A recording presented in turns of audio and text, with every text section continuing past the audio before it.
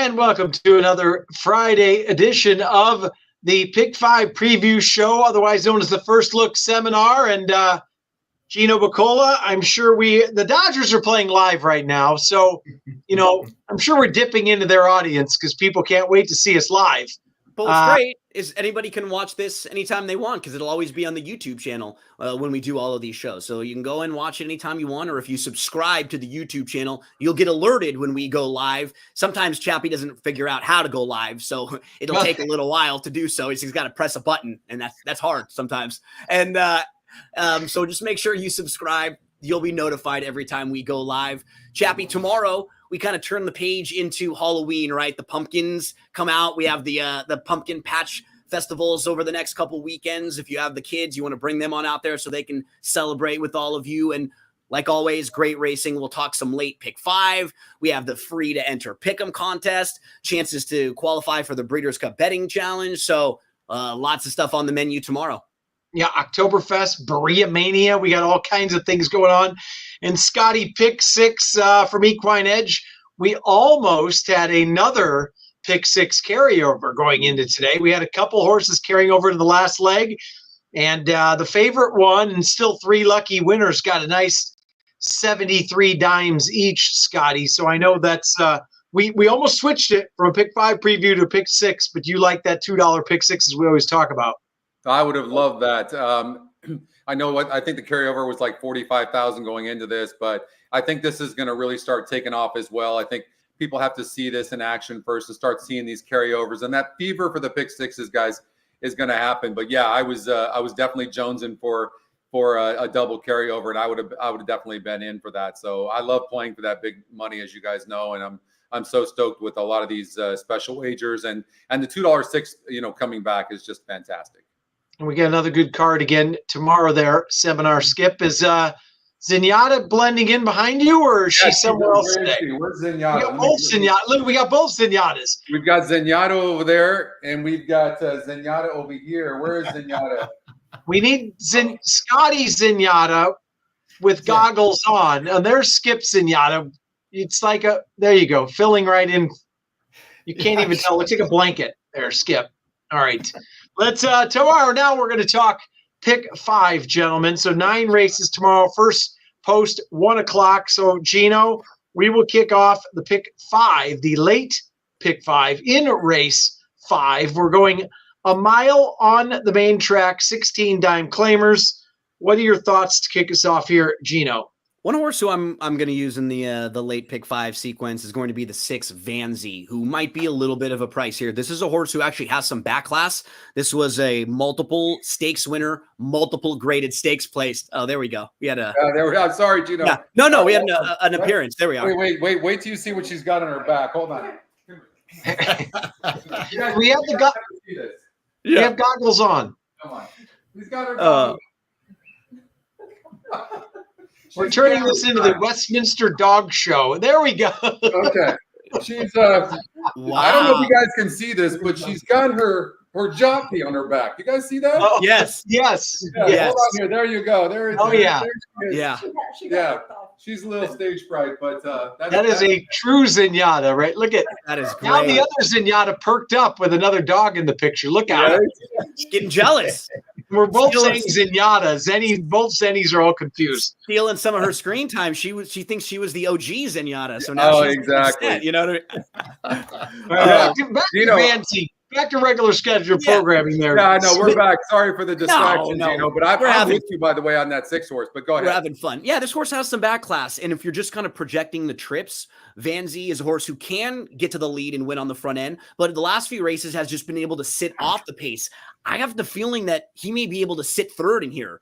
And sometimes you see horses like this who have been kind of running on one surface for a while, and then you change surfaces and the drop in class, and that sort of just wakes them up a little bit. And it kind of sparks some of that old back class that they have. I think this is a horse you probably want to throw in if you're looking for some value in this race. The 3 inside horses are super logical, but I did want to just mention Vanzi is maybe the outside the box horse to throw in. Yeah, Scotty, I used that Vanzi third on the tip sheet for those of you going to the Oktoberfest, and you mentioned Vanzi as well there, Scotty. Yeah, well, Vanzy's 12-1 on the odds makers morning line. Vanzy's 5-2 on the EE morning line. I was really surprised to see that 5-2. It's along with Joint Venture, who's also 5-2 on our morning line. Also, Vanzy's a price play. When I run the race simulator, guys, it has it like wide open. But what's interesting is in a race where you might see some horses close to the pace and you're not sure who's going to get the lead, I think the two will get a little bit of a lead, and there'll be some horses chasing pretty fast. But you know what? Watch out for this one horse, Tayshawn. Only 3 wins in 40 races. Not my prototypical type of horse. But I will say this, at least, if you're playing in the exotics, I absolutely would use Tayshawn, who can absolutely win this race too. It just looks like one of those wide open races. And I think that it's a possibility that the two could get a little bit overbet. You can't forget that horse has only won 3 races. When it clears, it's tough. If you look at the races this horse has won, gate to wire. So Joint Venture's probably on paper the horse to beat. But I do think the race is wide open, and I wouldn't be surprised if any of these horses won this race. Yeah, and Skip, even the favorite Joint Venture coming out of the non-winner of 3 Lifetime, where others are coming out of the open company. It looks like only 6 horses, but you could make a case for all skip 6 or all 6 skip. Yeah, I could always make a case for skip. I'm glad you guys and Scotty mentioned the 1. I thought that race 3 back at Del Mar was really good against Atomic Drop. 1's definitely going to be on my ticket. I'm going to put the 3 for sure on my ticket, Zimba Warrior, just in case they do start banging heads up front. I mean, the 2's got to go. The 4, stretching out from sprints to a route, that horse might go. Vanzy's going to be close. Vanzy's going to be on my ticket. I'm going to put the 4 on my ticket, Lansdowne 2. I always like when a trainer has a horse and then he reclaims it. He sees something that he obviously likes in this horse. It never has gone this far, this distance. But you know what? It's had 6 wins or 4 wins out of his 6 have been at Santa Anita. So the horse obviously loves Santa Anita. I'm going to put the 4 on my ticket too. So I'm going to do a little Spreadsville in here. Yeah, I put love Santa Anita 2 turns ? Same as you. So I think we're all in agreement. A little bit of a wide open race. And Tayshawn, although Fitz hasn't won since the Hoover administration. So that's a tough horse to back on the win end, but it looks like a wide open type of race. All right, Scotty, let's go to you for the second leg, which is race number 6. We're going 6 furlongs on the turf. What are your thoughts here? Well, the speed's on the outside. The 10-horse Prosper and the 11 horse is very fast as well. They're both dropping from maiden special weights. You can't ignore the 11 horse either. What I'm counting on is the 11 horse Osage Creek is going to press the 10 Prosper. That's what I'm banking on. It's a big drop in class for both of them. The only reason why I'm going to try to beat Prosper, and I know it's a drop in class, is that the horse just keeps burning money. And there's just something up with this horse. We're going to need the 11 to press. If that does materialize, then I think the 3-horse Quality Wins can be a single. This horse is going to save ground from the inside. There could be some speed from the outside pressing. These guys, I think sometimes people don't realize that these outside posts don't win very often. They just really don't. They have way more, unless they're the lone speed. Then other than that, then it's really tough to win from these outside posts. And I think if you went statistically to go look at some of these tracks, including Santa Anita, whether it's turf or dirt, outside wide posts anyways, when you're talking about 8 and above, again, unless it's really lone speed, you try to beat those horses, especially if they're the favorites. So I'm going to try to beat Prosper. I do think on paper Prosper is the horse to beat, but I do think Quality Wins. I might even single that horse and take a risk. All right, so possible single for Quality Wins for Scotty, and he did mention a horse. I'm going to do the old Gino deep dive for 1 second on the 9 Crazy Cavalier, who actually won first time out at this level, was DQ'd. Then the last 2 times, not only made in special weights, but there were trouble trips in there. Yeah, if you watch both of those, 2 back was absolutely eliminated at the start, had no chance 2 feet into the race. And then the last time was wide, very rank early. Very wide, right? Now it was rank early from the 13 hole, and now gets riskfully drops back into that maiden 50. And I agree with you, Scotty. The 10 might clear, but to me, I'm going to take a little bit of a shot here on the 9 as my top pick, Crazy Cavalier. That's my top Gino? pick too. Yep, I'm with you on Crazy Cavalier, who you mapped it out beautifully. Fits at this level really well. This horse has already crossed the wire first and could get the trip. We're looking for a horse that's sitting off the pace. Well, this is a horse who might be able to sit fourth or fifth in this race or so, and maybe not have to be that wide because there's a little bit of positional speed at least. So they can let the horses from the outside go, kind of try to get over, sit in maybe the 2-3 path at the most, and not have to be way out there. So I'm going to use the 9. I think the 3 is the one they all have to hold off. Fits really well at the level. Those are the 2 I build around for me. A lot of 3 and 9. Skipper, your thoughts? Any other prices in your head? Yeah, I'm going to use a couple first-time starters. With the horses that have run, I haven't been really impressed with.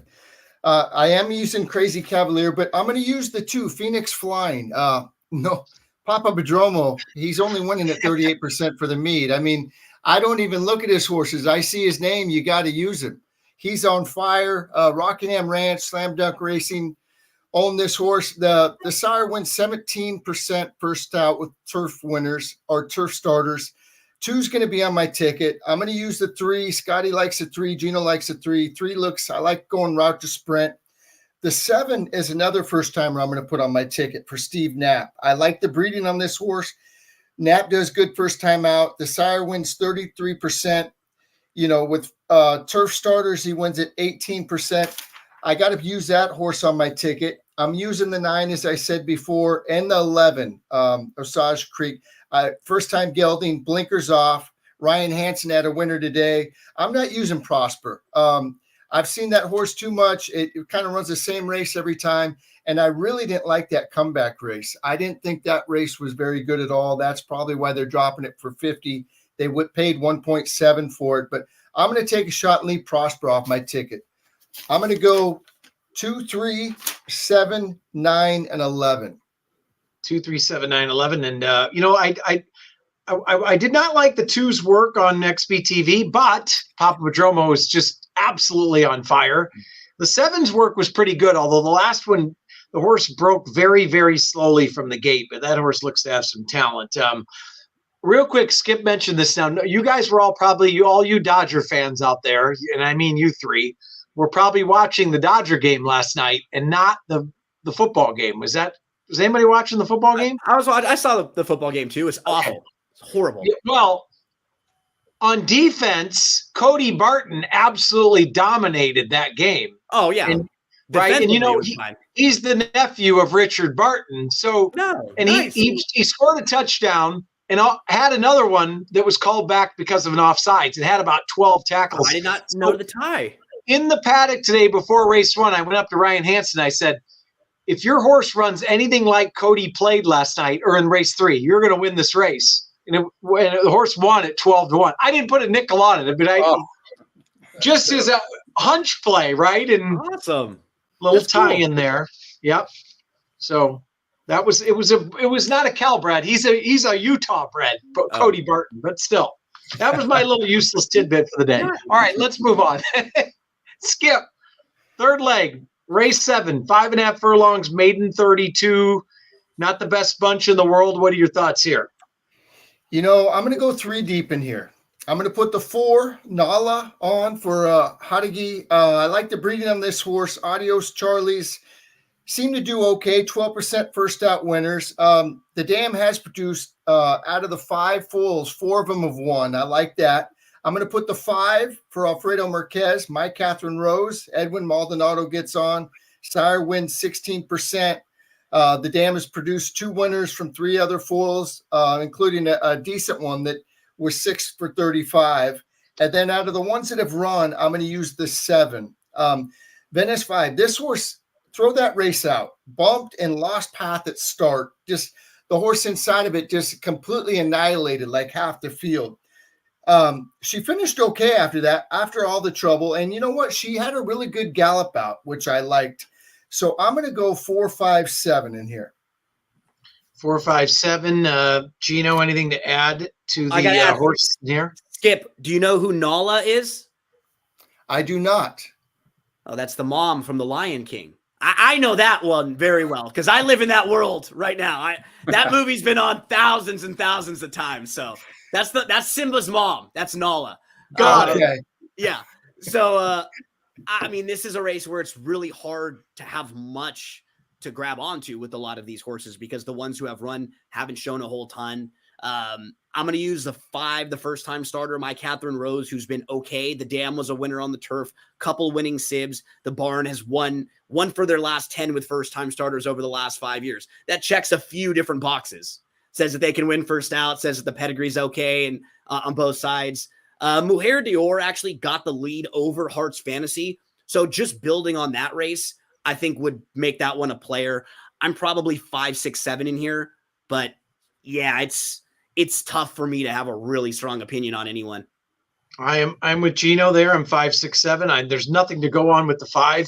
No works on the XBTV, but at least the 6 has speed. And like Skip said, the 7 was completely annihilated at the start. Scotty, anybody else you're going to add to your ticket? Well, it's my first reaction was to want to go with the 7 horse. Yeah, like Skip said, throw that out. And but Baltus is 0 for 16 with first time starters and 0 for 16, believe it or not, with second time starters. This is not really his thing. The post isn't exactly great, but the horse didn't break good. It had a lot of issues. This horse is 37% to win on our numbers and 6-5 on the EE morning line. So it's the horse to beat on paper. But I think My Catherine Rose, the 5 horse, the first time starter for Alfredo Marquez, who's been doing it a long time, and putting Edwin aboard this horse. I have a feeling this horse can motor some, especially in this field. It has our top GSR breeding metric. So I'm going with My Catherine Rose to be sneaky in here. I think one of the first time starters is going to win. I think Nala or My Catherine Rose. There's something about Venice vibe that's a little smelly to me. I'm not going to trust it. I'm going to try to beat it. And with either I'm only using the 4 and the 5. 4 and 5 for Scotty, tossing out the horses who've ran. I like it. Got to take a stand somewhere. And speaking of taking a stand, this is where I'm going to single in the lure. Well, then you lead the way. Let me put the host hat on. We have the Lure Stakes as the feature on Saturday, a mile on the turf course.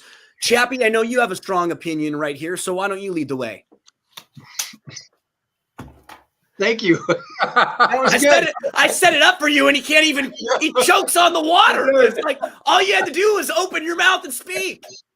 He threw you into the bus, Gino. That was perfect. And I choked. I started to drink the water. I thought you were going to go longer. Okay. All right. So obviously, Man of Rose is the horse to catch, correct? And I'm hoping that the blacker horse is going to put a little pressure on that horse. And the horse has never gone, well, I guess it's gone long, but not on the turf. Exalted, 4 for 4 at Santa Anita. I think that horse might be a little bit out of form. Now, maybe it's just going back to Santa Anita that'll make the difference.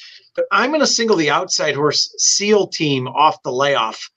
This horse is very talented. Won a grade 2 the last time out.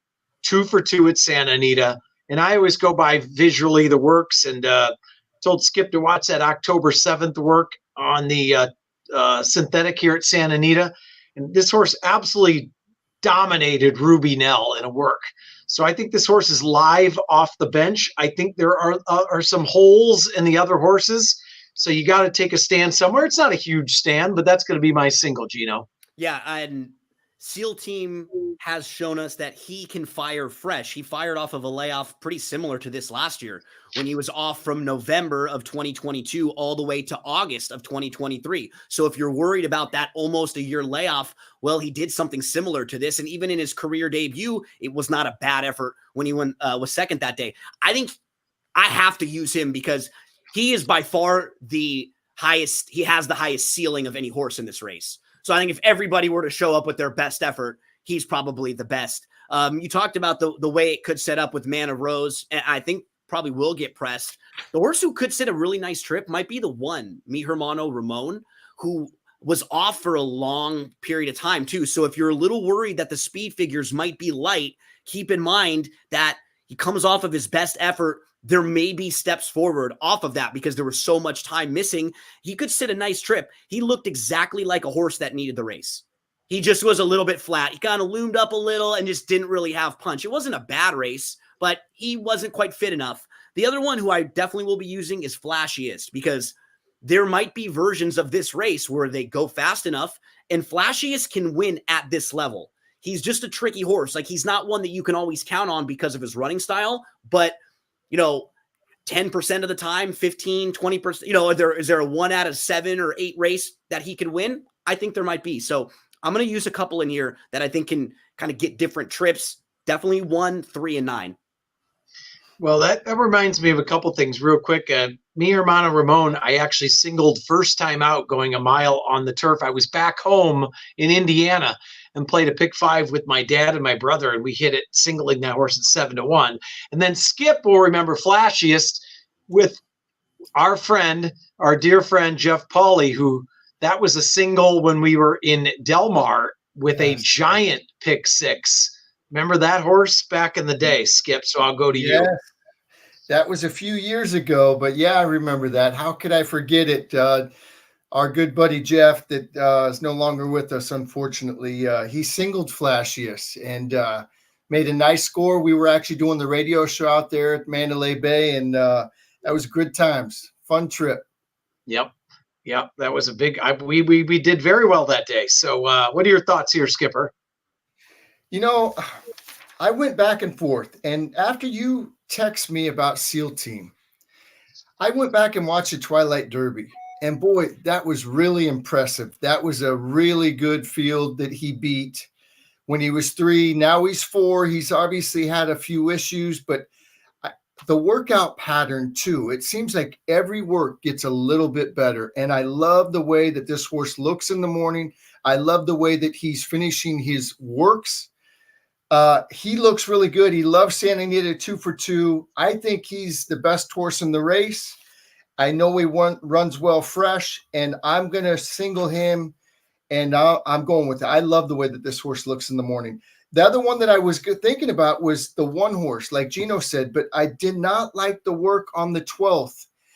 I know that it probably needed that last race, but I just really didn't like it. So all that being said, I'm singling SEAL Team. I'm going with Team Chappie, and let's get this horse home.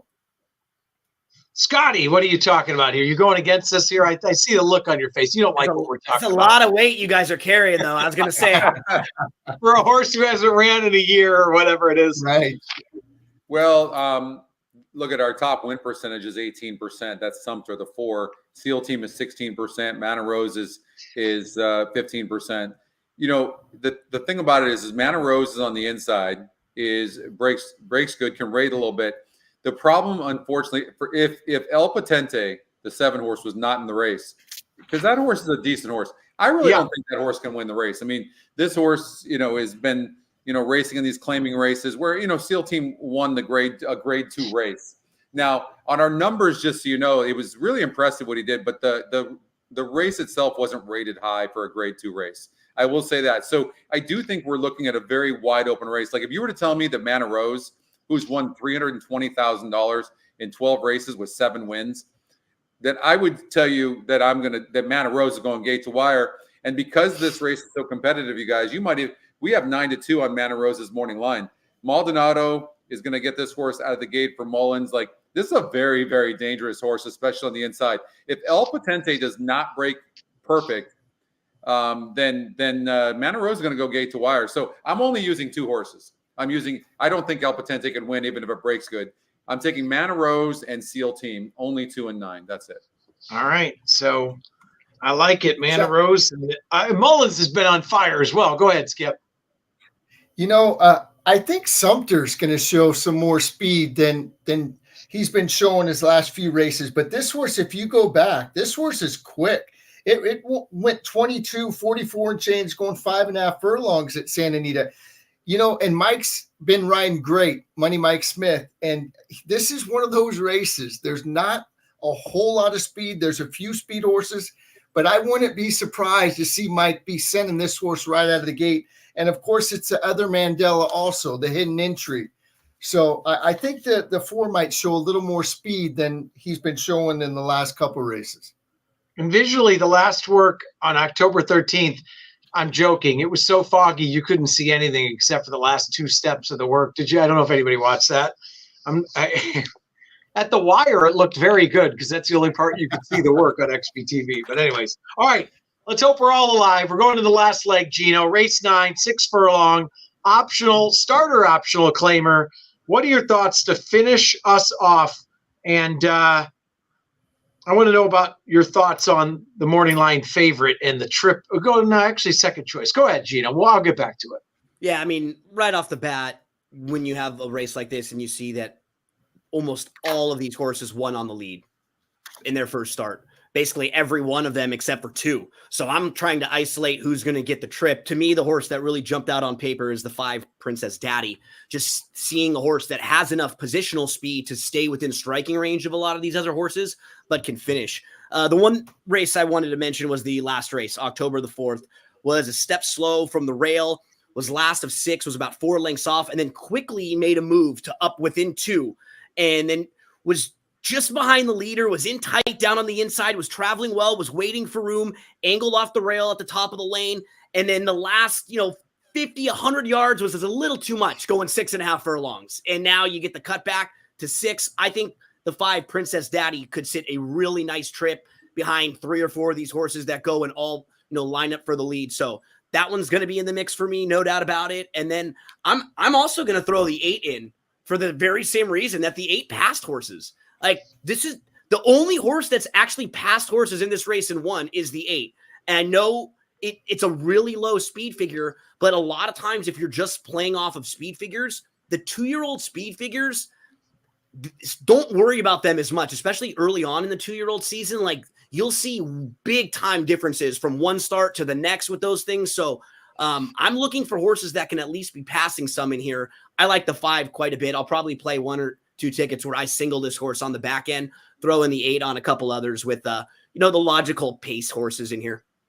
Yeah, Gino, I thought the 5 was kind of in an uncomfortable spot all the way around after breaking a little slow. Yep. We're off slow, and then I put uncomfortable spot most of the race, and that was against a good, much better than this field. So, Skipper, your thoughts here?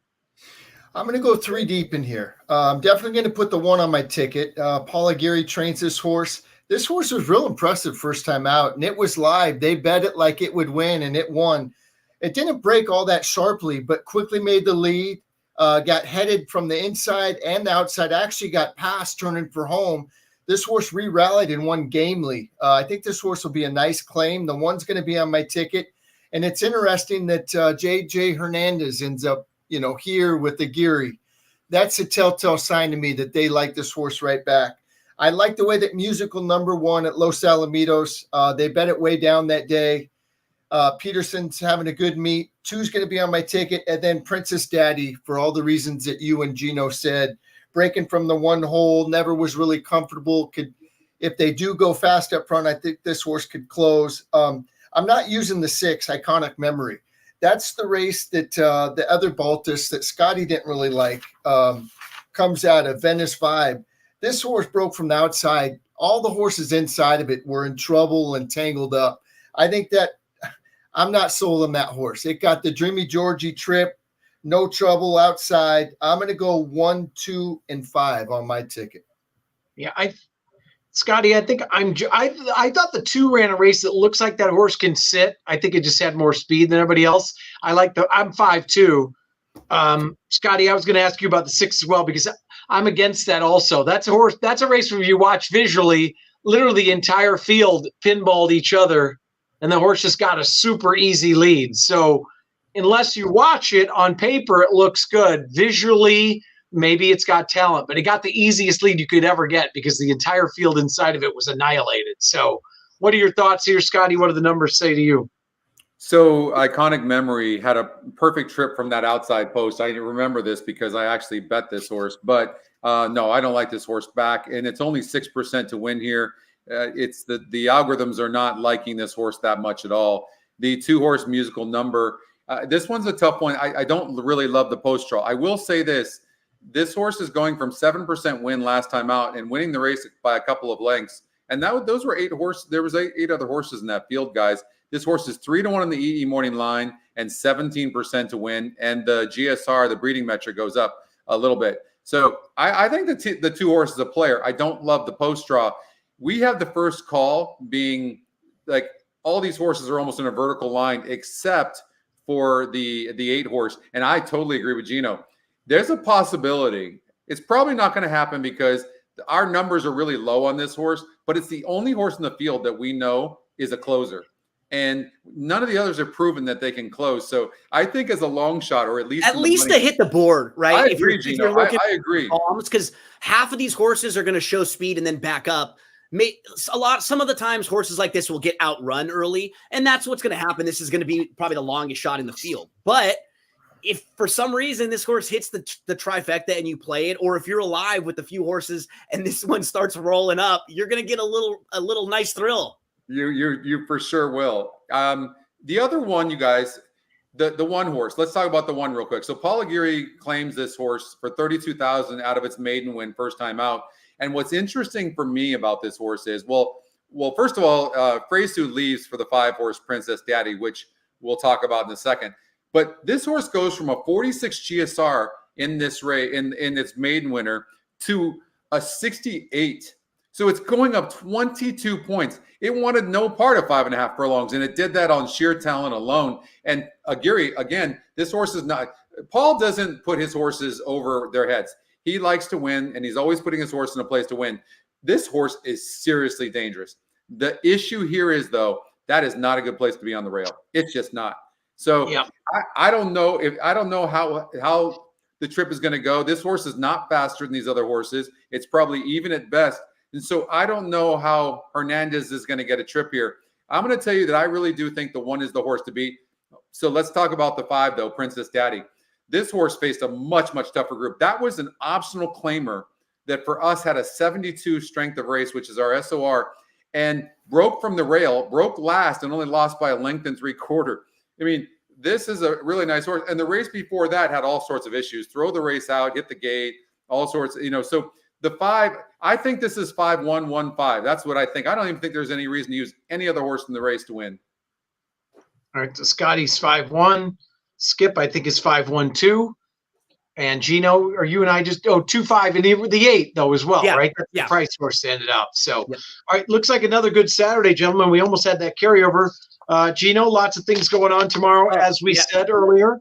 Pick'em.santanita.com. If you've never played one of those, if you've heard us talk about it, go to the website right now, or you can click right on it from the Santa Anita website. If you're sitting back tomorrow, you're playing the races, you're watching some of the college football games or baseball playoffs, it's totally free to enter, and it's only 12 questions. You answer them. There's some about the college football games and then about the races, and you win $1,000 each and every Saturday, each Saturday and Sunday. Also, Santa Anita qualifiers tomorrow, they're $1,000 express bet. First bet, you want to get qualified for the Breeders' Cup betting challenge. So $1,000 spot can get you in tomorrow. And then we know that the Breeders' Cup pre-entries, they're coming out on Wednesday, October 23rd. You can go get a package right now, shop.drf.com. So as soon as those pre-entries come out, you've got them. And then when the official entries come out on Monday, the week of, they'll be all ready for you. So all the important dates for stuff coming up over the next few weeks. Let's make a lot of money, guys. Hard to believe that the Breeders' Cup is only a couple weeks away. It's kind of amazing. And that also means next weekend is closing weekend. So we shall see you again next Friday night for our last preview of the fall. And we'll be back at it again next meet. So, gentlemen, thank you much. Let's have a winning weekend, and I'll talk to you all next week. Thanks, guys. Thanks, guys.